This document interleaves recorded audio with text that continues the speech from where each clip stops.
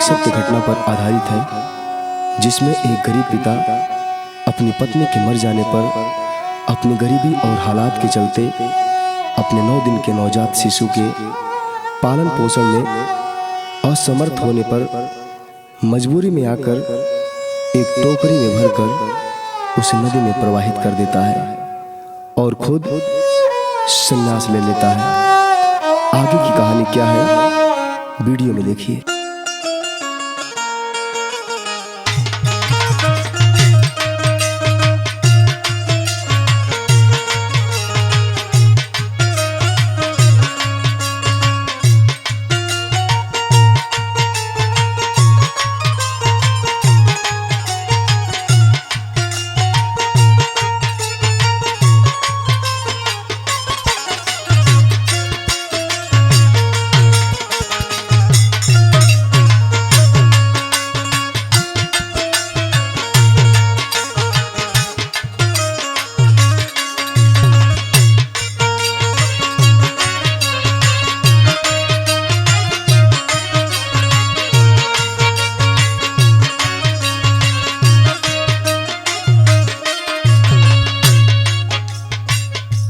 सदा सुखी रहो बेटा, जय हो जय हो।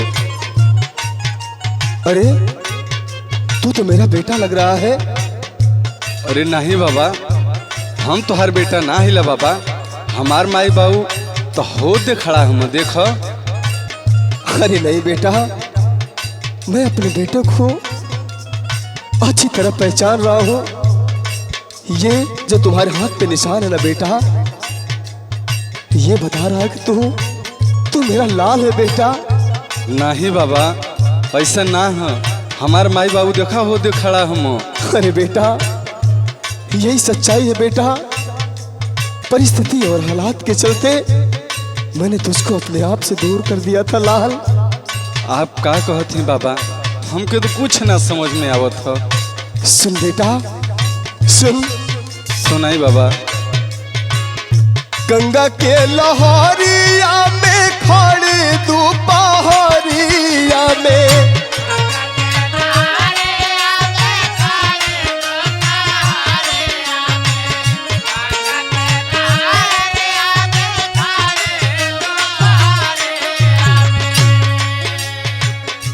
नव दिन के लाल रहला भरी के टोकरिया में। क्या कहत है बाबा? ये सच्चाई है बेटा। ना बाबा, ऐसा ना हो सकेला।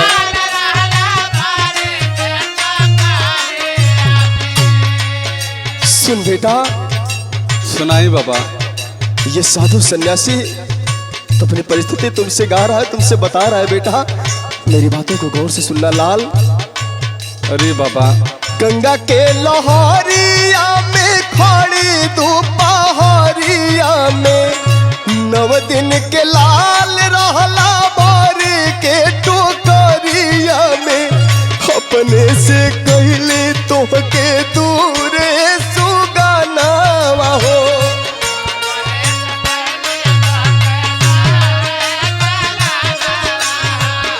कहो ना हो सकत बाबा, हमार माई बाबू जे हमार सेवा कैलस, वो तो हमारे सामने साक्षात खड़ा हम। तुम्हें विश्वास नहीं होता बेटा ना? ना बाबा। सुनो बेटा। सुनाई बाबा।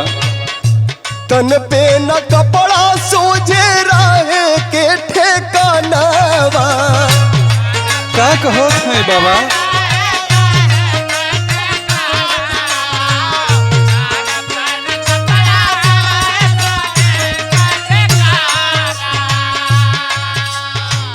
हम तोहर माई भिखिया मांग काटी दिनवा। क्या बाबा, आपका बात हमको कुछ ना समझ में आवत है बाबा।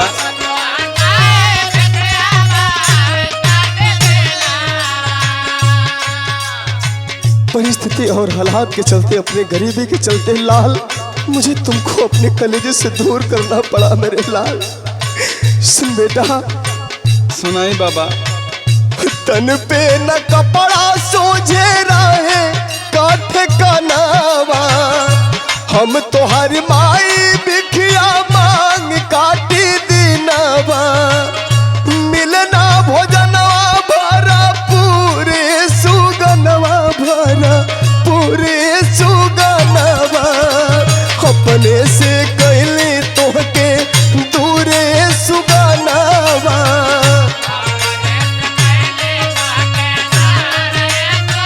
आप कौन पहेली बजावत हुआ बाबा, हमरे तो समझ से बाहर है बाबा। बेटा बोली बाबा। अपने माँ बाप को बुलाओ बेटा, एक बार सच्चाई क्या है ये भी जान लो बेटा, बुलाओ बेटा। बाबूजी माई तनी यहाँ वा, हई देखा बाबा का कहत हम कि हम आप लोगन के बेटा ना हिला, हम ए बाबा ए जोगी ए साधु का बेटा हिला, ऐसे कैसन हो सकेला।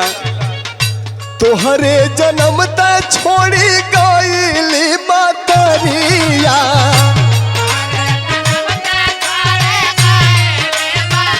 देखो तो माई ई बाबा का कहत हम कि तू हमार माई ना हो। बाप बेटा के फूटल संगवे त कबीरिया। बाबूजी आप चुप काहे हैं, कुछ बोली। ई बाबा का कहत हम।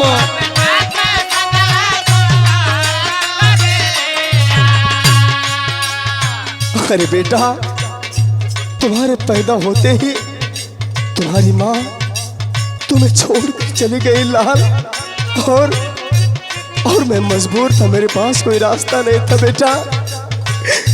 तोहरे जन्म तक तोहके छोड़ गईली मातरिया, बाप बेटा के फूटल संगवे तो कदीरिया, रहली गरीबी में मजबूर सुगनवा, मजबूर सुगनवा, अपने से कहने तोहके दूर सुगनवा।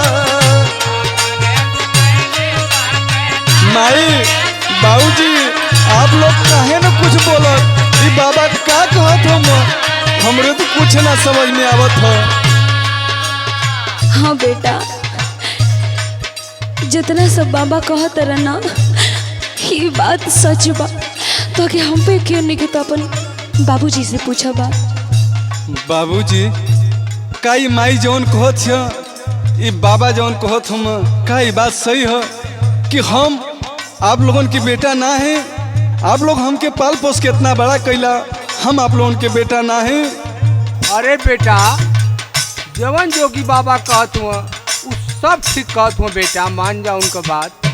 पता बा नदी में तू बहात रहला, एकदम ऐसे ही कपड़ा में लपेटल रहला, हमनी के कोनो औलाद ना रहना, तो तहरा के लेके नहीं जा, हाँ तो के पाल पोस के इतना बड़ा कैनी जा। जोगी बाबा कहत हुआ बात एकदम सच है बेटा। मत रो बेटा, सुन बेटा। बताएं बाबा।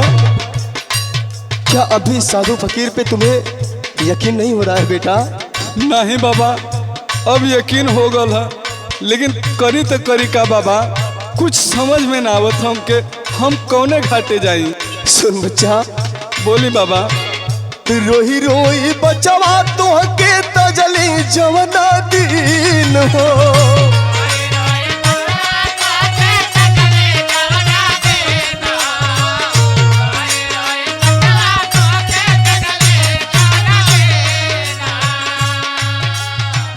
वही दिन से भैली भोला भगती में लीन हो।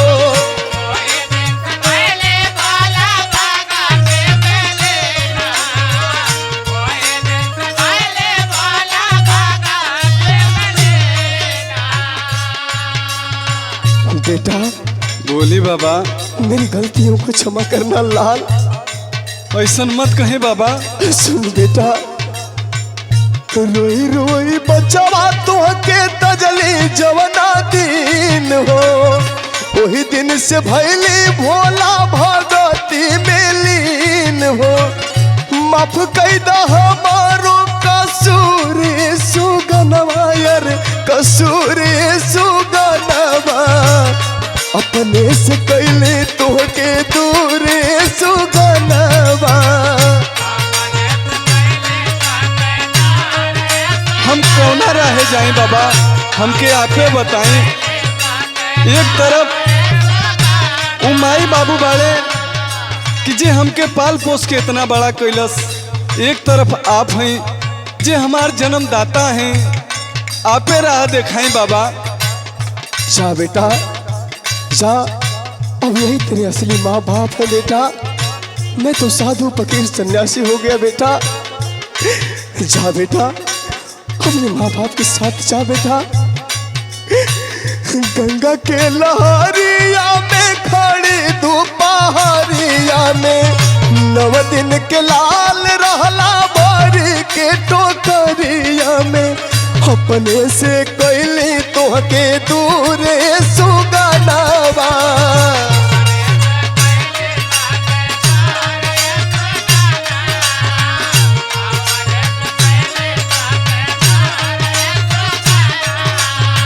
अपने से कैली तोहके दूरे सुगनवा। अपने से कैली तोहके दूरे सुगनवा। अपने से कैली तोहके दूरे सुगनवा। जा बेटा जा, तू दोबारा हमके मिल गिला, यही हमरे तपस्या का फल बा लाल। जा तू जहाँ रहा खुश रहा लाल।